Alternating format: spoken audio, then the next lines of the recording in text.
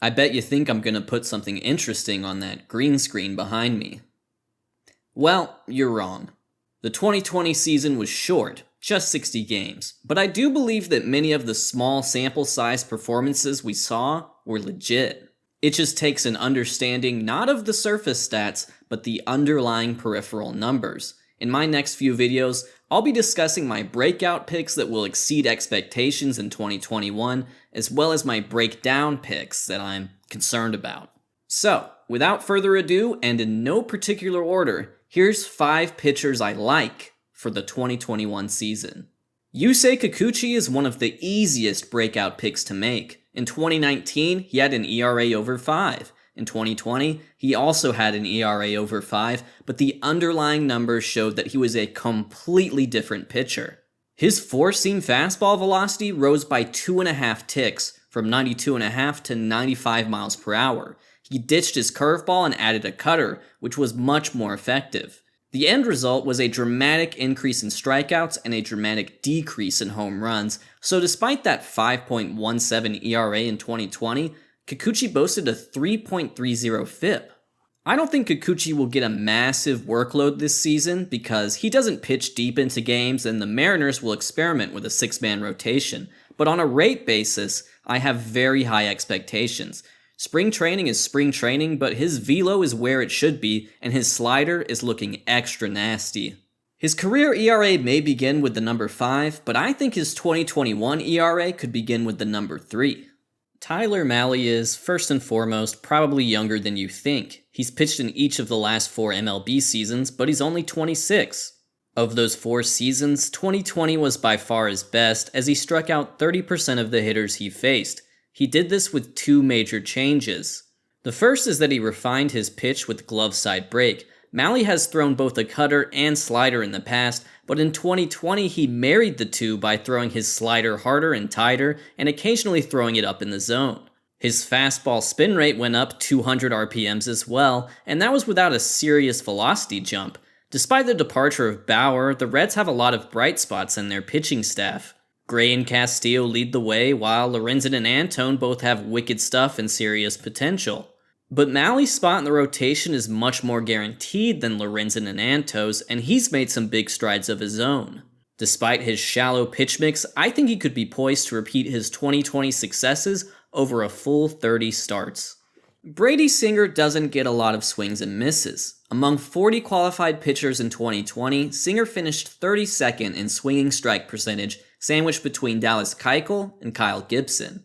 But even though Singer didn't get a lot of whiffs, his called strikes made up for it. His called strike plus whiff rate was 33%, good for 10th among qualified starters. 11th was Clayton Kershaw, and 12th was Lucas Giolito. No matter how you slice it, strikes are good, especially ones that aren't foul balls. And what happened when hitters put balls in play against Singer? Not much. Singer's StatCast expected slugging percentage on batted balls was in the 81st percentile. Only Framber Valdez, Luis Castillo, and Zach Wheeler posted a better ground ball rate. Based on these numbers, I have a lot of confidence in Singer, especially considering that he plays in such a pitcher's park. He's also been a very durable arm. Singer led all rookie pitchers in innings last season and has successfully handled a full starter's workload in every season since he joined the University of Florida's rotation as a sophomore. David Price opted out of the 2020 season, and that's important to remember. He wasn't injured, he simply didn't play. And given that he's an older pitcher, I have a suspicion that taking a year off might actually have done him some good. Here's the thing. The Dodgers roll about 8 deep in terms of their starting pitching. Kershaw, Buehler, and Bauer are guaranteed spots. The rest will be pretty fluid, with guys like Urias, May, and Gonsolin swapping between the rotation and the bullpen. Price will probably find himself in a similar spot as well, and being the true professional he is, he's already said he's willing to pitch out of the bullpen.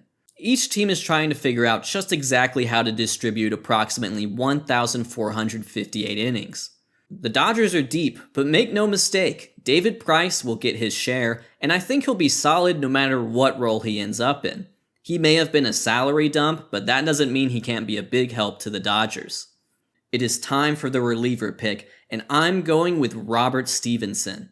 I thought 2020 would be his year, but it turned out to be a huge setback. He suffered a back strain in his first appearance and ended up allowing 8 home runs in just 10 innings. This past offseason, Stephenson was traded to the dysfunctional Colorado Rockies, where the ball flies like crazy. Seems like a recipe for disaster, right? Maybe not.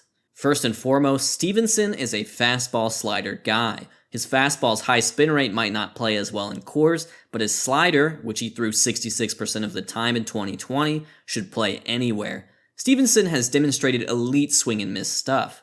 In 2019, he struck out over 30% of the batters he faced.